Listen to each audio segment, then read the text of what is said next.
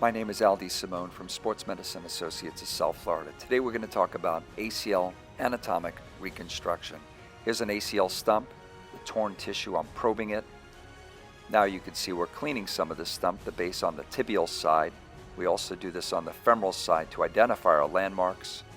Here's a nice imprint of where the graft should attach.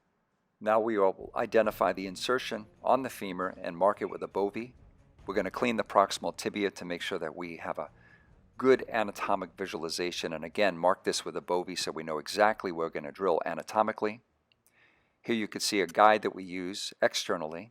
We also use fluoroscan to create this initial site, and then we're going to use a drill to drill on the tibial side first. We're going to use a shaver to clean that site to make sure that we remove any of the debris. We'll use some dilators now to dilate up to a certain size. This also compacts the bone and allows us to extend the knee to make sure we're in a good anatomic position. We're going to make a medial portal approach. We bring in a guide on the femur. I'll flex the knee to about 145 degrees, and we use a special guide with a drill bit. With our guide in place, we're going to place a stylus, which will allow us to place a drill over that. We can drill the femoral side. We drill it to a depth of about 25 millimeters. I will then use a hand shaver to clean the tunnel to get the debris out, just so we can pull the graft into the knee. And now I'll use a special marking device, a bovie again, to make sure that my screw is in a good position. Dilators are very helpful. It allows us to look at the measurements as well as to compact the bone for excellent fixation. And now we're going to take a K-wire, once again with a suture attached to it, and pull it inside the knee, and this will allow me to advance my graft. Here we're pulling the graft into the knee.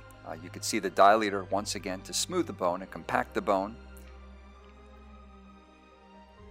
We're using a probe now to pull the sutures in. Here you can see the proximal portion of the graft, the bone plug that's going to fit well within the femur in an anatomic position. We're going to guide that in with our sutures as well as our probe to make sure that seats properly. We're going to advance that slowly to make sure the position is in a good anatomic position. And then we place a guide. We'll create a little notch for our screw. And then we'll use a protective device, which is a metal device. When we place the screw, it always protects our graft upon insertion of the screw. These are titanium screws. I think they're excellent. They're with great fixation. And now we're going to see a final image of the graft as it's seated nicely, aperture fixation with the graft in place. The graft is seated. You can see full extension is obtained. There's no wall or notch impingement. The graft is also fixed distally in the tibia as well with a similar screw for an anatomic reconstruction. For more information, visit draldesimone.com. Thank you so much.